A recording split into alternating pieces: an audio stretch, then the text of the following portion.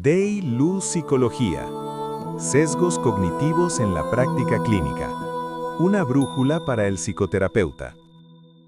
Bienvenidos a una nueva inmersión profunda. Para el análisis de hoy, tenemos sobre la mesa un marco clínico realmente fascinante. Hola, ¿qué tal? Sí, es un material increíble. Es un documento desarrollado por DEI-LU Psicología, que es una práctica profesional con sede en Medellín, Colombia. Exacto.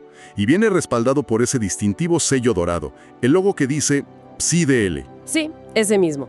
Y bueno, este material se adentra en, digamos, las profundidades de cómo funciona la mente de quienes se dedican a analizar la mente humana, o sea, los psicólogos. Que es un tema súper complejo. Totalmente. Pero, a ver, antes de entrar en toda esta complejidad clínica, hay una premisa fundamental de la que debemos partir para que todos los que nos escuchan estén en la misma página. Claro, el mito de la objetividad. Ajá, exacto. Normalmente cuando intentamos visualizar cómo funciona nuestra propia mente, nos imaginamos, no sé, una especie de supercomputadora impecable. Sí, como una máquina perfecta. Creemos que la información visual o auditiva entra, el cerebro la procesa de una manera matemática, superobjetiva y arroja una conclusión perfectamente racional. Como si tuviéramos una cámara de altísima definición grabando la realidad tal cual es. Exactamente. Pero es una ilusión. Es comprensible y, francamente, muy reconfortante. A la mente humana le aterra la incertidumbre.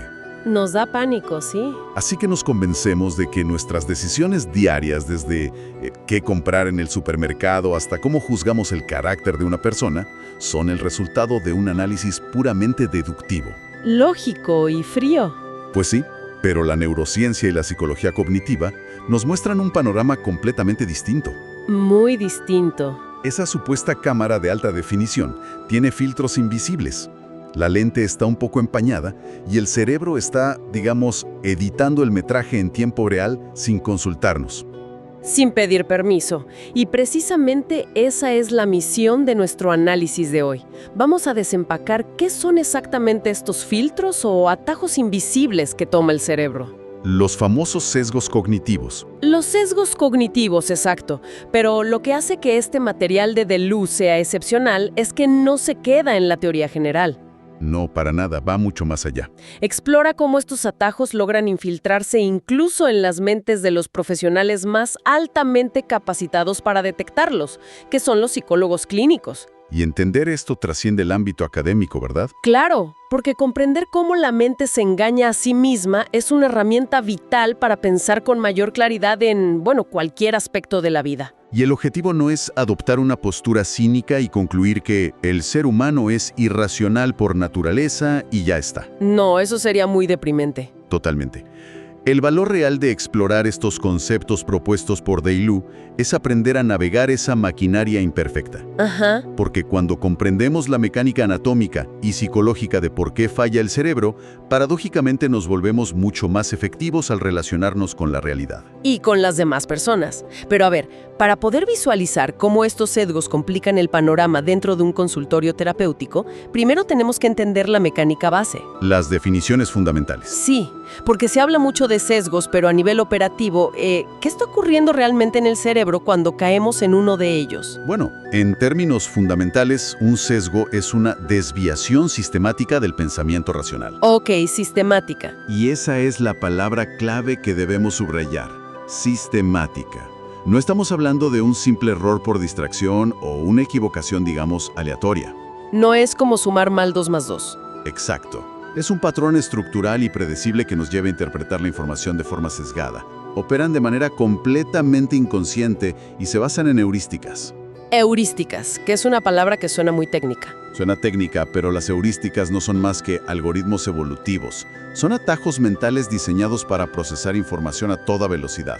Pero a ver, si nos llevan a cometer errores de juicios sistemáticos, ¿por qué la evolución nos dotó de un sistema tan defectuoso? Suena como un mal diseño de ingeniería, francamente. Desde la perspectiva del mundo moderno, sí lo parece.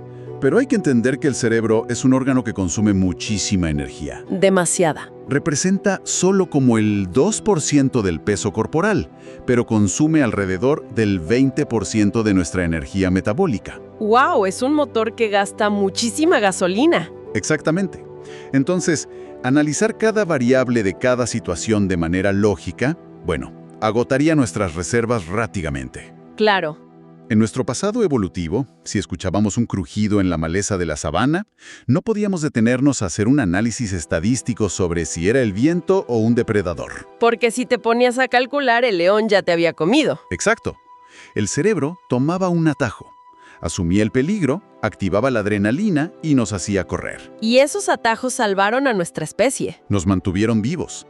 El problema surge cuando usamos ese mismo software de supervivencia prehistórico para tomar decisiones financieras complejas o evaluar a una persona en una entrevista de trabajo. Eso aclara bastante el panorama. Y el material detalla varios de estos algoritmos operando en la actualidad. Sí, aborda los más comunes e impactantes. Uno que parece estar en todas partes hoy en día, sobre todo en redes sociales, es el sesgo de confirmación. Así es, y su mecanismo es fascinante. El sesgo de confirmación no es solo ser terco o testarudo. No es orgullo. No, es una ceguera selectiva impulsada por la dopamina. A ver, explícanos eso de la dopamina. Pues, cuando encontramos información que valida nuestras creencias preexistentes, el cerebro nos recompensa químicamente. Se siente bien tener la razón. Ah, claro, nos da un pequeño golpe de placer. Exacto. Por lo tanto, buscamos activamente datos que nos den la razón y, lo que es más peligroso, el cerebro literalmente bloquea o descarta rápidamente cualquier evidencia que contradiga nuestra visión del mundo. ¿Para evitar qué? La disonancia. Para evitar la disonancia cognitiva, que, según algunos estudios, se experimenta casi como dolor físico en el cerebro. ¡Wow! Es como... es como cuando escribimos un mensaje rápido en el teléfono y el autocorrector interviene. Una gran analogía. Porque a veces nos salva de enviar una palabra mal escrita, ya que predice correctamente lo que queríamos decir basándose en nuestro historial. Ajá, nos ahorra tiempo. Pero otras veces cambia una palabra clave y altera el significado de toda la oración sin que nos demos cuenta. Y juramos haber escrito lo correcto, porque confiamos ciegamente en el sistema automatizado sin revisar el mensaje. Es una analogía bastante precisa, porque ilustra esa automatización invisible. Y al igual que con el teléfono, el peligro está en la confianza desmedida en esa primera respuesta. Totalmente. Eso nos lleva directamente a otro atajo mencionado en el análisis, que es el sesgo de disponibilidad. Ese es interesantísimo. Nuestro cerebro tiene verdaderas dificultades para calcular probabilidades estadísticas reales. Para ahorrar energía, evalúa qué tan común o probable es un evento basándose en qué tan fácil es recordar un ejemplo. O sea, si las noticias no dejan de mostrar, digamos, accidentes de avión, el cerebro asume que volar es peligrosísimo. Exactamente. Aunque todas las estadísticas digan que es el medio de transporte más seguro del mundo. Así opera. Si la información es reciente, o sumamente vívida, o tiene una gran carga emocional, se graba en la memoria con un marcador de alta prioridad. Y el cerebro confunde la intensidad del recuerdo con la probabilidad real de que eso pase. Eso es. Otro ejemplo brillante de esta economía cognitiva es el sesgo de anclaje y la aversión a la pérdida. Hablemos del anclaje primero. Bien. Cuando tenemos que evaluar el valor de algo o tomar una decisión numérica, procesar la información desde cero requiere mucho esfuerzo mental. Demasiado cálculo. Así que el cerebro se ancla en el primer dato que recibe y hace ajustes desde ahí. Como en las rebajas de las tiendas. El ejemplo clásico. Si vemos una etiqueta de precio tachada de $500 y al lado un precio de $100. El cerebro no evalúa si $100 es un precio justo por el objeto en sí. Exacto. Simplemente calcula la distancia entre 500 y 100 y concluye que es una ganga espectacular. Es pura percepción relativa. Y el material también aborda cómo operan estos atajos a nivel social, lo cual explica, muchísimos conflictos humanos actuales. Sí, los sesgos sociales son muy potentes. Menciona el efecto halo, que es cuando una característica positiva de alguien nos hace asumir que todo en esa persona es bueno. Sí, si alguien es muy atractivo o habla con mucha elocuencia, el cerebro ahorra tiempo asumiendo que esa persona también es honesta, inteligente y trabajadora. Una generalización peligrosa. O el sesgo endogropal, donde justificamos rápidamente las fallas de quienes pertenecen a nuestro círculo cercano o a nuestra tribu, pero juzgamos con una severidad implacable a los de afuera. Y todos estos mecanismos al final cumplen la misma función: organizar un mundo abrumadoramente complejo en categorías simples y rápidas. Claro. Ahora, tengo que detener el tren aquí un momento y plantear la pregunta central de este análisis. Adelante. Porque entiendo por qué el cerebro de un ciudadano promedio hace esto en su día a día. Pero si entramos al terreno clínico, ¿no debería la formación académica detener estos procesos? Esa es la grandura. O sea, si alguien pasa años estudiando una maestría, un doctorado y métodos de análisis psicológico, ¿no construye esa educación rigurosa una especie de cortafuegos contra los sesgos? Pues esa es una suposición muy generalizada en la sociedad, pero la realidad, y lo que subraya fuertemente el marco de Deilus, es que la educación y el intelecto no eliminan los sesgos cognitivos. No los eliminan para nada. No.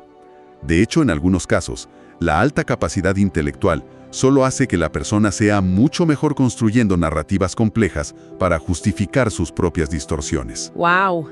O sea, un sesgo más sofisticado. Exacto. El entrenamiento clínico no apaga el autocorrector del cerebro, simplemente cambia el vocabulario sobre el cual opera. A ver, vamos a aterrizar esto con un ejemplo práctico, para quienes nos escuchan. ¿Me parece bien? Imaginemos el recorrido de un paciente. Digamos, un ejecutivo con estrés crónico que llega a su primera consulta. ¿Cómo se infiltrarían estos sesgos en la mente del terapeuta durante esa sesión? Es un gran ejercicio. Imaginemos que este terapeuta ha estado investigando mucho últimamente sobre el síndrome de desgaste profesional, el famoso burnout. Ok, lo tiene fresco en la mente. Sí, el ejecutivo entra, se sienta y menciona que trabaja 12 horas al día. Inmediatamente, el sesgo de confirmación del terapeuta se enciende. Claro, escucha lo que quiere escuchar. A partir de ese segundo, el profesional empezará a hacer preguntas orientadas a confirmar su hipótesis de burnout. ¿Y qué pasa con el resto de la vida del paciente? Ese es el problema. Si el paciente menciona de pasado una relación muy tensa con su familia durante la infancia, el terapeuta podría minimizar ese dato o ignorarlo por completo. Porque no encaja en la cajita del burnout. Exactamente. No encaja en la teoría preestablecida que le da dopamina al terapeuta. ¡Wow! O sea que el diagnóstico real se formó en los primeros 5 minutos y el resto de la sesión fue solo una búsqueda de evidencia a favor de esa primera idea. Y la cosa se pone más compleja. Entra en juego el sesgo de disponibilidad. ¿El de los recuerdos intensos? Ese mismo. Supongamos que en esa misma sesión, el ejecutivo relata con mucho dolor y llanto un accidente automovilístico reciente. Un evento súper traumático y visual. Por la inmensa carga emocional y vívida de ese relato, el cerebro del terapeuta le asignará un peso desproporcionado a ese evento. Entiendo. ¿Podría decidir que el accidente es la raíz principal de todo el malestar? Sí, eclipsando por completo el hecho de que el paciente lleva años sin dormir bien por presiones económicas. Algo que es mucho menos dramático, pero estadísticamente más destructivo para su salud. Exacto. Y me imagino que al final de la sesión, cuando tienen que decidir qué van a tratar, aparece el sesgo de anclaje. Seguro que sí. Si el terapeuta propone centrarse en superar el miedo a conducir por culpa del accidente, ese objetivo se convierte en el ancla, Todo el tratamiento girará en torno a eso a partir de ese momento. dificultando muchísimo pivotar hacia otros problemas más profundos en el futuro, porque ya echaron raíces ahí. Así es como los atajos mentales invisibles secuestran un proceso clínico completo. ¡Qué miedo! La verdad. Y hay otro elemento crucial que aporta el documento: el sesgo de teoría y automatización. ¿A qué se refieren con eso? Bueno, los terapeutas, por la naturaleza de su formación y experiencia, tienen ciertas herramientas o marcos teóricos con los que se sienten más cómodos. Lo que más han estudiado, supongo. Sí, e inconscientemente intentarán encajar el problema del paciente en la teoría que mejor dominan, en lugar de adaptar la herramienta a la necesidad real y específica del paciente. Es el clásico dicho de que si mi única herramienta es un martillo clínico. Todos los traumas de tus pacientes van a parecer clavos. Exactamente. Pero a ver, lo verdaderamente meritorio del marco propuesto por Deilus Psicología es que aplica esta misma lupa crítica a su propio método. Sí, eso habla de un rigor profesional inmenso. No afirman tener un sistema perfecto y a prueba de balas. De hecho, explican que su enfoque clínico se basa en los sistemas adaptativos complejos y en la teoría del caos. Así es. Y ok, la teoría del caos siempre me ha sonado a física cuántica o a matemáticas puras, cosas de películas. ¿Cómo encaja el comportamiento de un ser humano en la teoría del caos? Es más intuitivo de lo que parece. Un sistema adaptativo complejo es, en esencia, una red donde las partes interactúan de maneras impredecibles. ¿Ok? Pensemos en el clima. El clima no es una línea recta de causa y efecto. Un pequeño cambio en la temperatura del océano puede provocar un huracán a miles de kilómetros de distancia meses después. Esa es la teoría del caos, el famoso efecto mariposa. Exacto. En psicología, aplicar esto significa reconocer humildemente que el ser humano no opera con física newtoniana simple de acción y reacción. Claro, no somos máquinas de billar, donde golpeas una bola y sabes exactamente dónde va a caer. Para nada. Si el terapeuta le da una intervención o un consejo a un paciente, no puede calcular una reacción proporcional y exacta. Porque el paciente podría sentir alivio o quizás enojarse profundamente o decidir cambiar de carrera de repente. Hay demasiadas variables interconectadas operando al mismo tiempo. La biología, el entorno, el trauma pasado, la cultura familiar. Entiendo. Al aceptar que el paciente es un sistema complejo, se evita el reduccionismo terrible de «tienes ansiedad solo porque trabajas mucho». Exactamente. Se ve el panorama completo. Pero el propio texto advierte de un riesgo aquí, ¿verdad? Sí, son muy honestos al respecto. Si todo es tan abrumadoramente complejo, ¿no corran el riesgo de sobreanalizar cada pequeño detalle? Ese es el sesgo general que el propio método confiesa tener. A ver. Al buscar entender tanta complejidad sistémica y tantas variables, el terapeuta puede caer en la trampa de la intelectualización excesiva. ¿Y cómo se ve eso en la práctica? Esto ocurre cuando el análisis se vuelve un debate teórico abstracto en la mente del profesional. Ah, ya. Se construyen mapas conceptuales hermosos y súper complejos sobre por qué el paciente sufre, pero se desconectan de la experiencia humana visceral de la persona que tienen enfrente. Terminan hablando en una jerga tan densa que se levanta un muro entre el analista y la persona que está ahí sentada, vulnerable, pidiendo ayuda para su dolor real y cotidiano. Exacto. Se pierde la humanidad en medio de tanta teoría. Entonces, si ni el profesional más entrenado ni el método más sofisticado que abraza la teoría del caos son inmunes a estos fallos anatómicos del cerebro, La gran pregunta es obvia. sí. ¿Cómo se detecta un punto ciego si, por pura definición, es imposible verlo por uno mismo? Es un reto monumental. Y aquí es donde pasamos a una de las partes que me parecieron más reveladoras de todo este análisis, la evaluación de las condiciones de entrada. Es un concepto clínico fascinante y muy práctico. Las condiciones de entrada obligan al terapeuta a realizar una introspección paramétrica súper rigurosa antes de siquiera abrir la puerta del consultorio para recibir al paciente. O sea, un chequeo previo. Es aceptar que la herramienta principal de medición en la terapia no es un cuestionario en papel ni un software, es la propia mente del profesional. Y esa herramienta necesita calibración constante. Exacto. A mí me sonó como el protocolo de un cirujano. O sea, no basta con ponerse los guantes y estudiar la radiografía del paciente antes de operar. Claro que no.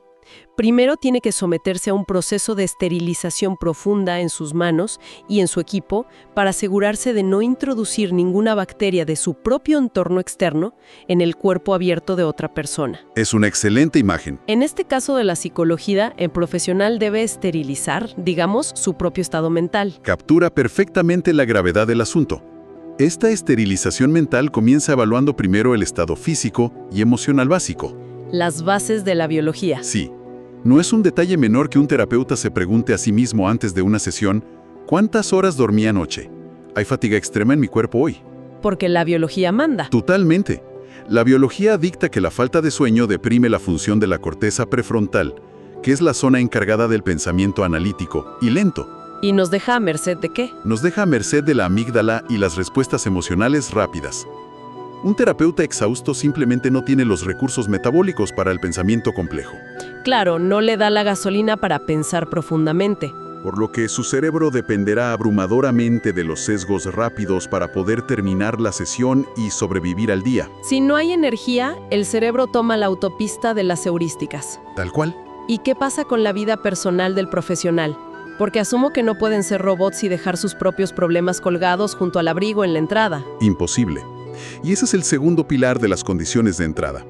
Revisar las creencias y experiencias personales recientes del propio psicólogo. Dame un ejemplo de cómo afectaría esto. Imagina que un terapeuta está atravesando un proceso de divorcio muy doloroso y conflictivo. Uf, complicado. Y su siguiente paciente entra al consultorio buscando consejos sobre una crisis matrimonial que está empezando. Existe un riesgo altísimo de que el dolor personal del terapeuta contamine el análisis del paciente. Porque lo tiene a flor de piel. Sin darse cuenta, podría empezar a proyectar las fallas y actitudes de su propia expareja en el cónyuge del paciente. ¡Wow! Se requiere una madurez inmensa para detenerse 5 minutos antes y decir, mi objetividad está comprometida hoy. Requiere despojarse del ego profesional por completo, admitir que eres vulnerable. Y el texto profundiza aún más con conceptos que me parecieron muy intensos, la transferencia y la contratransferencia. Sí, conceptos muy psicoanalíticos. Suenan súper técnicos, pero intuyo que van más allá de simplemente, no sé, sentir empatía por la persona. Van muchísimo más allá. La transferencia es, en términos sencillos, cuando el paciente proyecta emociones de relaciones pasadas sobre el terapeuta. Ve al terapeuta como una figura paterna, por ejemplo. Ok, eso lo entiendo. Pero la contratransferencia, que es el verdadero punto ciego peligroso aquí, es la reacción inconsciente del terapeuta ante ese paciente en específico. ¿Reacción de qué tipo? El profesional debe preguntarse brutalmente, ¿siento la necesidad de ser admirado por este paciente tan exitoso? Ah, ya. ¿Estoy buscando validación intelectual? ¿O tal vez tratando de jugar al salvador heroico con alguien muy vulnerable? Claro, si el terapeuta opera desde su propia necesidad interna de ser necesitado, terminará estructurando la terapia para crear una dependencia en el paciente, en lugar de fomentar su autonomía y que vuele solo. Exactamente. Un daño enorme disfrazado de ayuda. Y a todo esto se le suma el simple y llano desgaste del día a día, ¿no? Escuchar tragedias humanas y problemas graves durante 8 horas al día tiene que cobrar un peaje emocional fuerte. Tiene un nombre clínico. Es la fatiga por compasión. Fatiga por compasión. Y es un fenómeno profundamente fisiológico. Empatizar genuinamente requiere que nuestras neuronas espejos simulen en nuestro cerebro el dolor del otro. Literalmente sentimos un poco de su dolor. Sí. Cuando el sistema nervioso del terapeuta se satura de presenciar dolor crónico todos los días, el cerebro implementa un mecanismo de defensa radical. ¿Cuál es? La desconexión emocional. El terapeuta empieza a ver a los pacientes no como individuos complejos y únicos, sino como categorías genéricas en una línea de ensamblaje. Un caso más de depresión, el paciente de ansiedad de las 4, el divorcio de las 5. Es la receta perfecta para el sesgo de automatización que mencionábamos antes. Ok, entonces, recapitulando. Tenemos el estado mental evaluado mediante estas condiciones de entrada y los riesgos ya están identificados. Ajá. Pero el diagnóstico del problema en sí mismo no es la cura. ¿Cómo interviene el método de Deiluk en la acción real, en la consulta? Bueno, Porque no me imagino que baste con que el terapeuta se mire al espejo y se diga a sí mismo, bueno, voy a intentar con todas mis fuerzas no tener sesgos hoy. es que intentar no tener sesgos a pura fuerza de voluntad es inútil, porque como dijimos, operan por debajo del nivel consciente. Totalmente. Se necesita introducir fricción estructural en el proceso de análisis. Fricción. El paso fundamental que propone el método es forzar, literalmente obligar, la transición de ese pensamiento rápido, intuitivo y reactivo, El del piloto automático. hacia un pensamiento deliberado. El pensamiento deliberado requiere un esfuerzo consciente, lentitud y un análisis metódico, paso a paso, de la información. Y para lograr esa fricción, vi en el documento que mencionan el uso riguroso de listas de verificación. Las famosas checklists, ¿sí? Que al principio, te confieso, me pareció un poco frío. Casi como la lista que usa un piloto de aviación comercial antes de encender los motores del avión. Es que la inspiración viene exactamente de ahí. Claro, pero yo no lo asociaba para nada con la psicología y las emociones humanas. Y sin embargo, es una de las defensas más robustas que existen contra la falibilidad humana. Los pilotos usan listas de verificación no porque no sepan volar o les falte experiencia. Sino porque saben que, bajo estrés, la memoria humana omite pasos cruciales. Exacto. En terapia, una estructura protocolizada, una lista de pasos, asegura que el profesional no pase por alto áreas vitales de la vida del paciente, simplemente porque su atención fue secuestrada por el sesgo de disponibilidad hacia un evento dramático reciente, como el ejemplo del accidente de auto. Claro, la lista lo obliga a preguntar por el sueño, por el trabajo, por la familia, aunque no parezca urgente. Lo fuerza a ver el panorama completo. Hay otra estrategia en el texto que me pareció contraintuitiva al principio, pero luego me pareció brillante. La evaluación no lineal del progreso. Es vital en los sistemas adaptativos complejos. Si entiendo bien la mecánica detrás de esto, significa que el terapeuta debe dejar de esperar que la sanación del paciente sea una línea recta ascendente perfecta, ¿correcto? Es correcto. Y el propósito profundo detrás de esto es desarmar el sesgo de confirmación del propio profesional. A ver, explícame esa conexión. Si un terapeuta impone la expectativa rígida de que el paciente debe mostrar mejoría sesión tras sesión de forma constante, su cerebro sesgado solo buscará evidencia de esa mejora para sentirse un buen profesional. ¿Y si el paciente tiene una semana horrible y una recaída fuerte? El terapeuta podría minimizarla inconscientemente para proteger su propia teoría de que el tratamiento sí está funcionando. Ah, entiendo. Trataría de convencer al paciente de que no está tan mal. Exactamente. Al adoptar una visión no lineal, donde las recaídas, el caos o los estancamientos son parte normal y esperada del sistema complejo humano, El terapeuta se relaja y se vuelve receptivo a la evidencia contraria. se entrena para buscar activamente pruebas de que su intervención actual podría estar fallando, sin sentir que es un fracaso personal. Y para evitar anclarse en su propia visión autoritaria, proponen el establecimiento colaborativo de objetivos. Sí, democratizar la terapia. No es el profesional dictando la meta desde arriba, desde su pedestal, sino construyéndola junto al paciente, para asegurar que las prioridades no estén dictadas por el sesgo del analista. Es un trabajo en equipo real. Además, mencionan el uso constante del mindfulness. Atención plena. Pero ojo, no como una técnica de relajación mística o algo esotérico, sino como una herramienta de regulación neurológica muy práctica en tiempo real, durante la sesión. Exacto. Se usa para crear una pausa vital entre el estímulo que da el paciente y la reacción del terapeuta. Respirar, notar la emoción propia y luego responder. Y creo que la barrera final de defensa que proponen es la supervisión de colegas. Es indispensable. Es básicamente tomar prestada la corteza prefrontal de otra persona. Me encanta esa frase.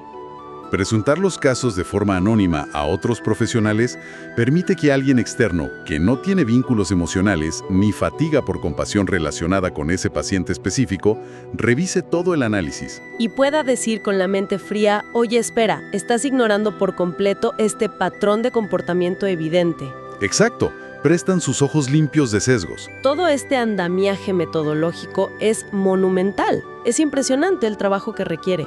Lo es. Y sin embargo, nos lleva a la conclusión final del documento que es, en cierto modo, una lección de humildad súper profunda. La aceptación final. ¿Sí? Porque después de las listas de verificación, la introspección, la supervisión de pares, el mindfulness y el análisis no lineal, Después de todo eso, toda esta increíble arquitectura clínica no logra eliminar la incertidumbre. No hay una fórmula matemática para resolver a un ser humano. esa es la paradoja con la que cierra el análisis de Kuretzelo-Kropuk. Y es vital aceptarla profundamente. Ajá. Lidiar con un sistema adaptativo complejo significa que la certeza absoluta es una fantasía inalcanzable. Una ilusión. El objetivo de este riguroso entrenamiento no es alcanzar una omnisciencia clínica donde el profesional sea un dios que nunca se equivoque. Claro que no. El verdadero objetivo es reducir el margen de error sistemático, ser mucho más ágiles para corregir el rumbo cuando llegue nueva información y aprender a sentirse cómodos navegando en la ambigüedad humana. Yo lo veo como...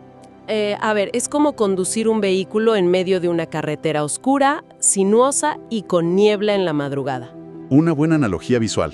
Entender nuestros propios sesgos y aplicar todas estas herramientas clínicas no significa que de repente tengamos un mapa satelital detallado que nos muestre toda la ruta iluminada, perfectamente clara hasta el destino final. No, el clima sigue siendo caótico. Sigue habiendo oscuridad, sigue habiendo incertidumbre en el camino.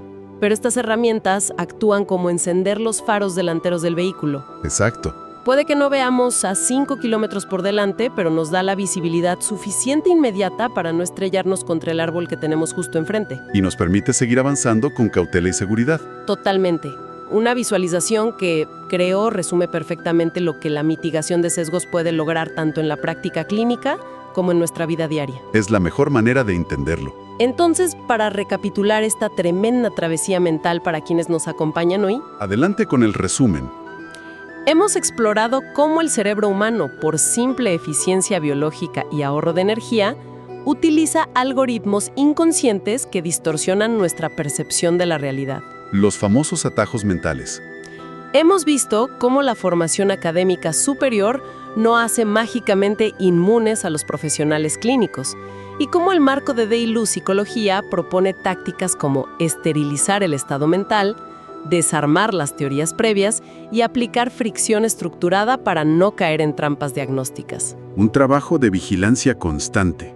Y sobre todo, hemos comprendido que el triunfo no es alcanzar la objetividad perfecta, sino lograr una gestión consciente y humilde de nuestra propia subjetividad. Exacto, conocer nuestra propia máquina. Y bueno, para cerrar nuestra inversión profunda de hoy, vale la pena llevar toda esta teoría clínica a nuestro propio día a día, a nuestra cotidianidad, con una idea para reflexionar. Creo que es el cierre perfecto. Si profesionales de la salud mental, con años de estudio riguroso, metodologías súper sofisticadas, listas de revisión sistemáticas y la supervisión de colegas experimentados... ¿Todo un arsenal? Sí, si ellos requieren todo ese colosal esfuerzo simplemente para no sesgar drásticamente la forma en que analizan a un tercero, imaginemos por un momento la magnitud del caos, de los puntos ciegos, los miedos y los sesgos que operan a toda velocidad cuando intentamos analizar nuestros propios problemas en la cámara de eco de nuestra mente solitaria. Es una locura si lo piensas. Así que la próxima vez que experimentemos una certeza absoluta sobre una situación personal conflictiva y esa voz interior dicte sentencia afirmando tener toda la razón del mundo y que el otro es el culpable, Hay que pisar el freno. detengamos el motor un segundo y hagámonos la pregunta difícil. ¿Está hablando realmente la lógica analítica? ¿O es simplemente nuestro sesgo de confirmación disfrazado de claridad? Una pregunta que todos deberíamos hacernos a diario. Definitivamente. Muchas gracias por acompañarnos y sumergirse con nosotros en esta exploración fascinante. Sigamos cuestionando cómo procesamos la realidad y hasta la próxima.